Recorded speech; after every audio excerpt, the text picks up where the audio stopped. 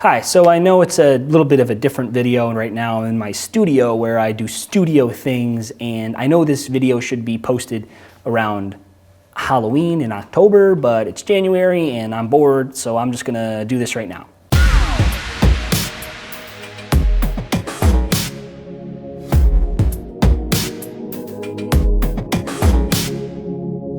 I have been kicking around an idea to do a Nightmare on Elm Street movie, and I've had this outline for a little bit, and I decided maybe it's time to do a pitch video on it. So yeah, new line if you're watching.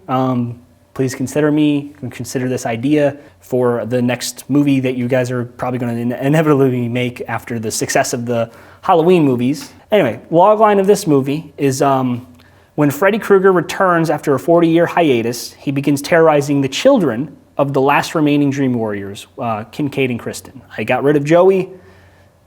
I didn't know what to do with him. So, you know, he moved away or he's dead or whatever. It doesn't really matter.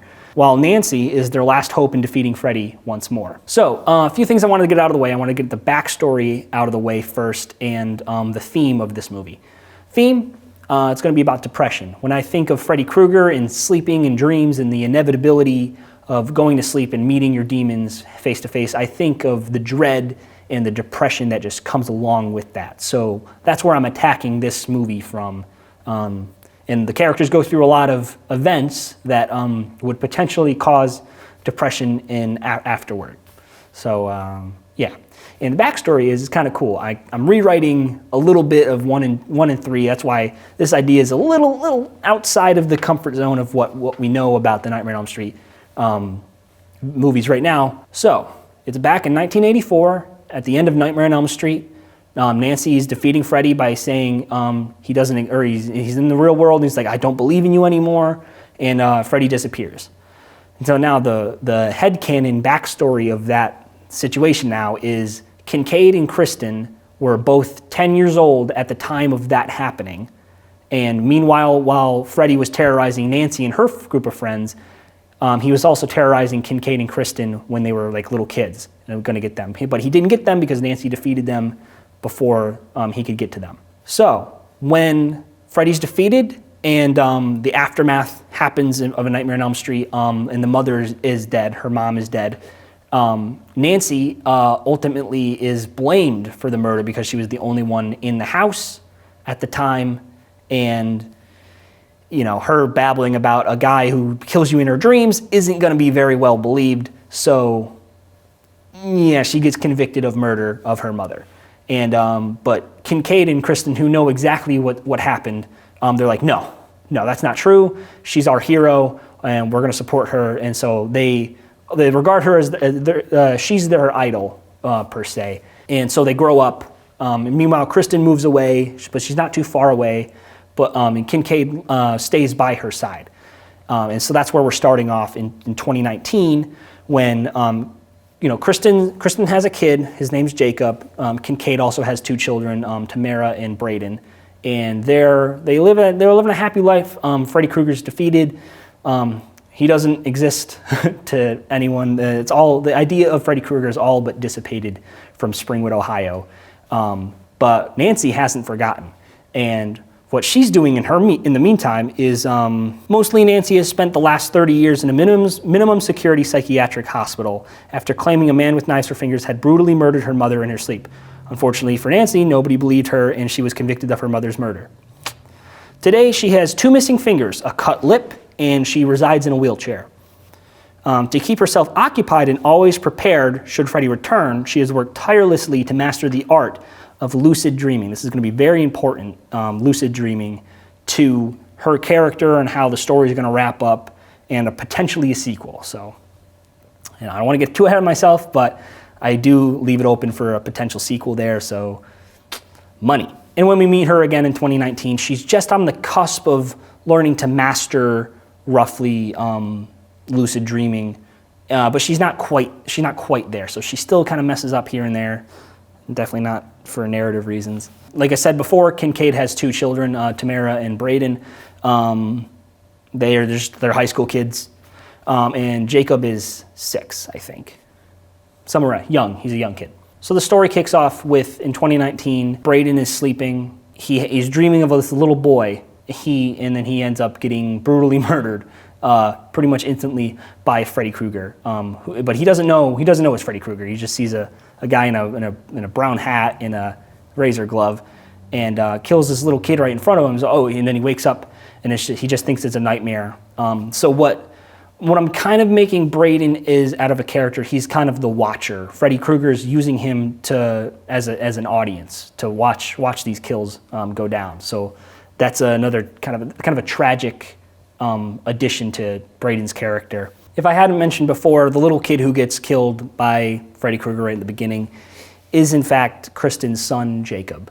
And so that puts her into a wall of grief, and she decides to reconnect with Kincaid, because dying in your sleep mysteriously can only mean one thing to the Warriors, and so she knows that she needs to reconnect with Kincaid. So Braden and Tamara don't really have that many friends, so Braden doesn't really want to confide in his small group of friends.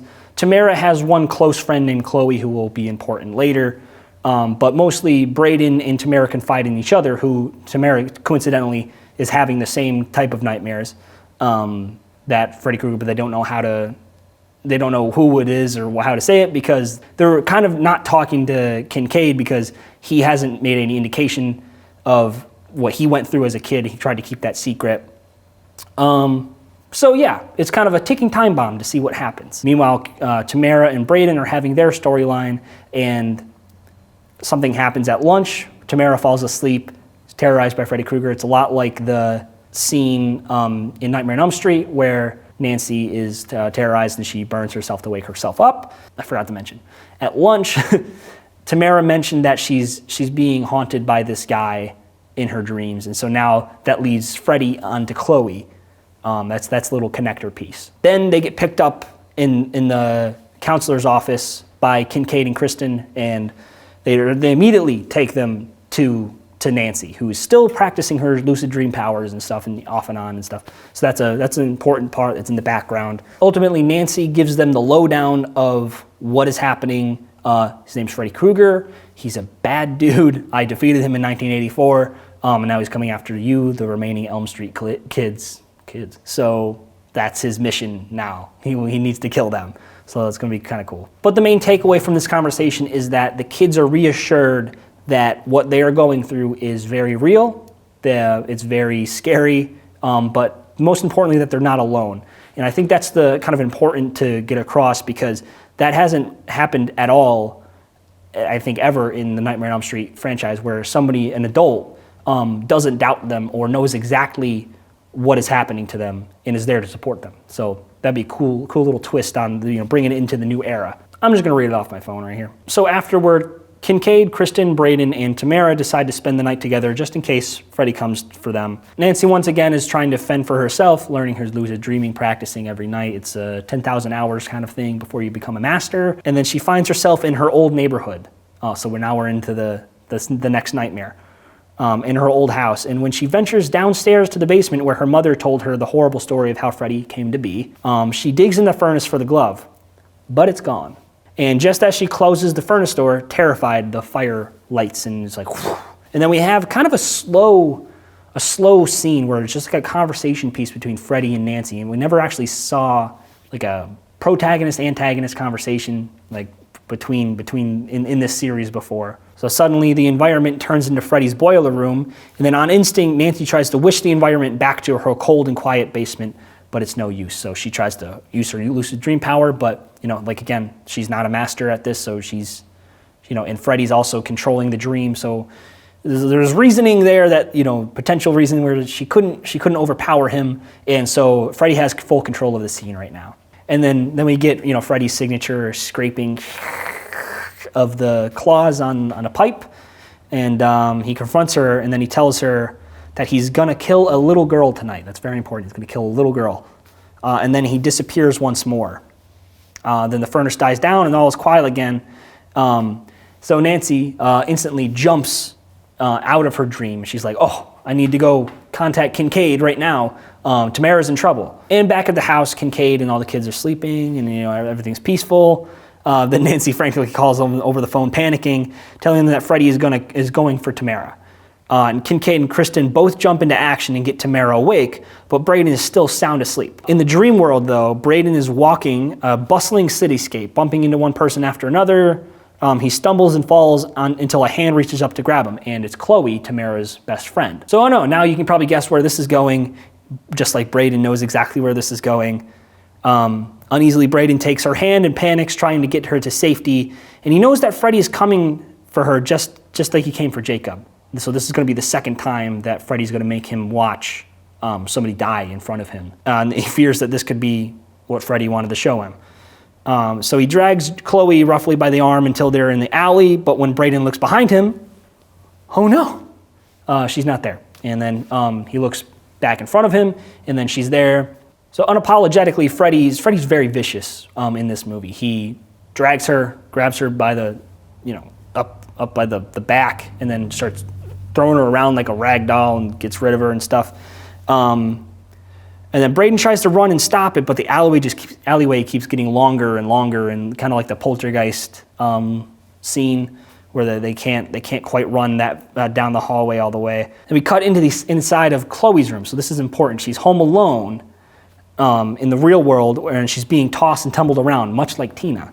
So, but this time it's a little sadder because she's alone and stuff. And to make the cherry on top, which is I think is going to be like the best shot of maybe the entire movie, we see her being thrashed around from outside of her window. So it's a nice quiet night in the suburbs, and you just see the lights flickering and her body just flying across the room and stuff. So it's really, really gruesome, but it really hits you. And finally, Freddy's had enough fun. He takes her, and then he finishes her by taking his claw and going across her face from ear to ear. So I know it's really gruesome with this girl's death, but it's really hitting home that Freddy's back. He is not afraid to kill anyone, and this is like a new Freddy. This is like new Nightmare Freddy, but like a lot darker. I want to get back to the tone of that he's this convicted, well, he's not convicted, but he's a child predator and a child murderer, and he's really brutal. I want to get back to that sense where this guy is, he's evil. And now we cut back to the dream world where Braden is on the floor and looking up at Freddy's, and then Freddy leans down and says, "Hey, you want to see one more?" So we're going to see one more because we have to. And then finally, Kincaid is able to shake him awake. Then the aftermath kind of happens overnight. We don't really see what happens, but the next day, the Warriors storm into the psychiatric hospital to visit Nancy. They give the lowdown of everything that happened, and it's just absolutely insane. Freddy killed Tamara's best friend. She's distraught and angered, like you would be. And Braden is just horrified. He's shaking to his core. He's like, almost in fetal position, but he's terrified. He doesn't know what's going to happen. And he reflects with Kristen that Freddy makes him watch. Kind of a quiet, solid scene between Kristen and Braden. It's a nice, quiet scene, break up from the madness that is happening. So he tells her that he makes him watch, and he says how sorry he is that he couldn't save Jacob. He is apologizing to Kristen, even though he's not at fault, and he just feels terrible. But now they come up with a plan. It's like, okay, we're gonna get this bastard. So what they decide to do is they set a 10-minute timer just in case things get caught up and they have to wake up, and just in case. So in the dream world, now we have all of the Warriors. We have Nancy, Tamara, Braden, Kristen, and Kincaid. So we have 5 people all in the dream. The Warriors confront Freddy.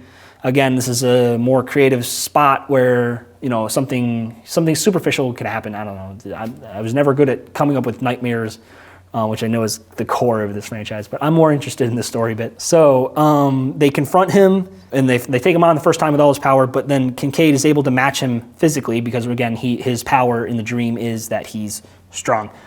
And Kristen pulls everyone into the same dream because, again, that's her power. And Nancy uses her lucid dream power to attack Freddy, but he dodges, deflects, and overpowers her at pretty much every move. The fight gets down to Kincaid beating Freddy with a sledgehammer because, Kincaid, though he gets carried away and begins to make this beating last a little too long. and the rest of the team's like saying, just get it over with, kill him, blah, blah, blah, and it's like, as if you can really kill Freddy Krueger with a sledgehammer. He's getting back for all the years that Freddy tormented him, attacking his children, killing 2 other children. His rage is just getting him, gets the best of him, and he runs out the clock. So the alarm starts to beep in the atmosphere, so we hear kind of like a beep, beep, beep. It's time to wake up. Smirking, Freddy grabs Kincaid's leg at the last moment because Freddy knows what he can do right here, and it's actually pretty vicious, I will say. In the real world, Freddy immediately dispatches Kincaid out the door and he locks it. So he uses, I'm going to change the bit where Freddy has supernatural powers in the real world. I'm just going to make that a thing. That's the only way that this really works. I know Nancy took him out of the dream world, and he was just a kind of moral man and stuff, but this is more exciting and stuff, and I think people will forgive it, just to see, because of what happens next. Predictably, Kristen goes for the attack, but Freddy's able to subdue her somehow. Just, I imagine kind of like Darth Maul in Clone Wars. He just kind of like, moves the blaster bolts with the Force. I imagine something as simple as that. And ironically, Nancy, who's the most battle-hardened veteran of this particular issue, she's bedridden.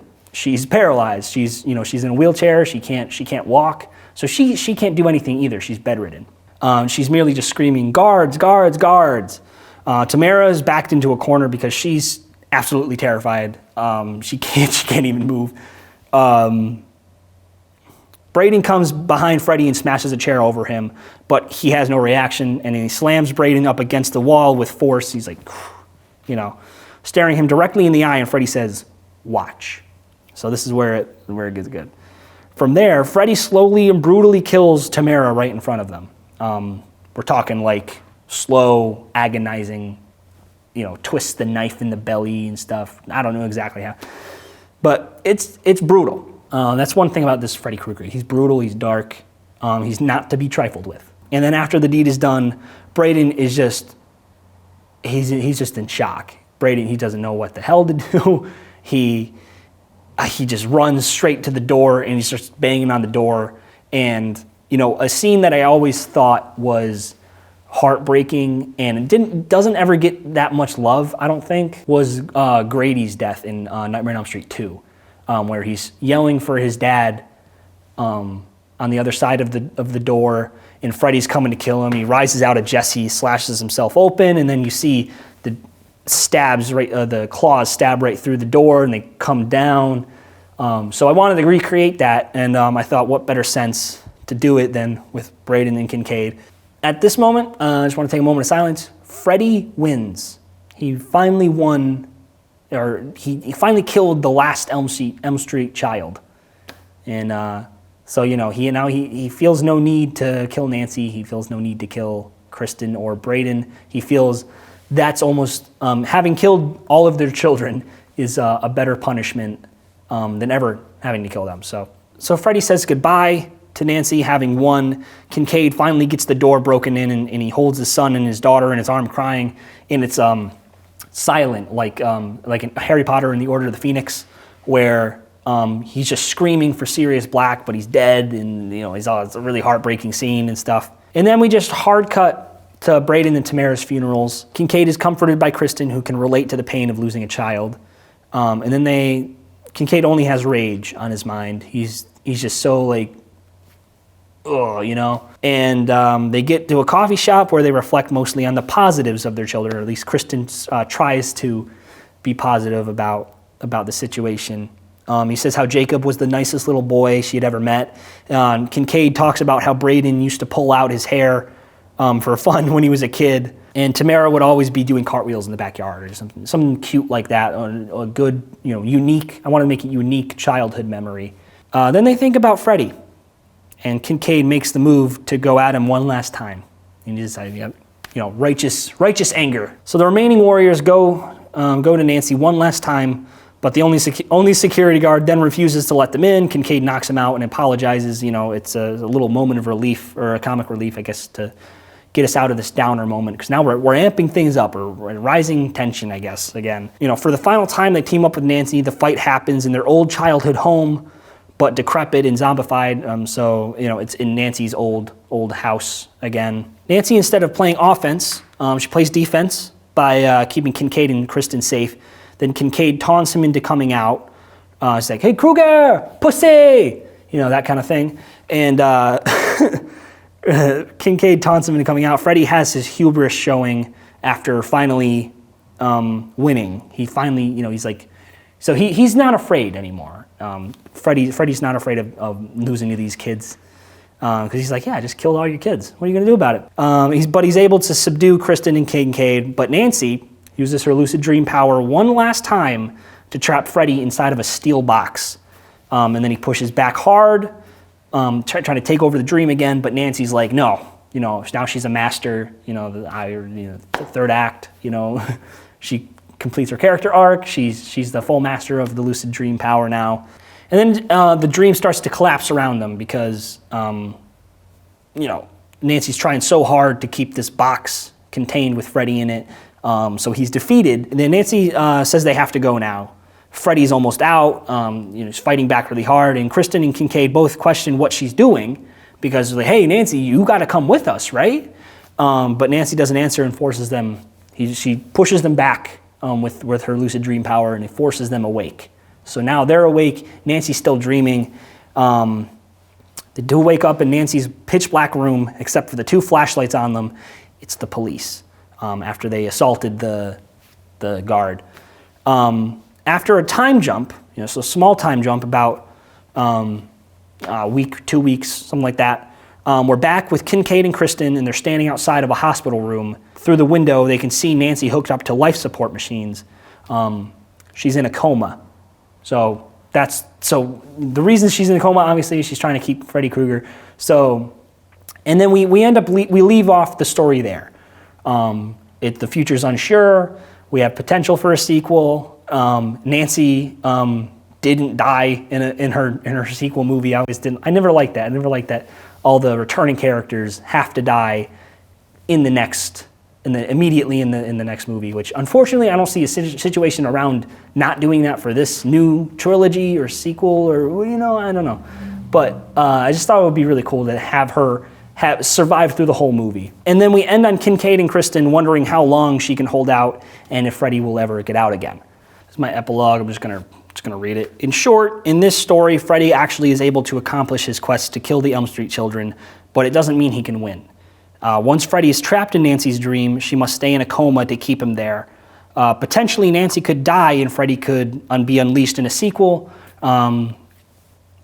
We will see. That was a weird head bob thing I did. I'm going to leave it in. Anyway, New Line Cinema, if you're watching, if anybody from New Line Cinema has watched or anybody gets this, please use my idea. Please contact me. I think it's a good idea. You do have to change up the history of Nightmare on Elm Street a little bit for it to make it really pay off and where I want it to pay off and stuff. But you can mix that around and stuff. You can change it up a little bit. But yeah, I'm a huge fan of Nightmare on Elm Street. I might want to do something like this for Halloween. Who knows? Yeah. Well, I know to really sell it, you have to write the script and stuff. So I'm working on that and stuff. But a pitch is a pitch. So that's what this video was. So I'm glad that we did it. And yeah, so like, share, comment. Remember to comment. And subscribe. Every little bit helps. Yeah, every little bit helps. Wow.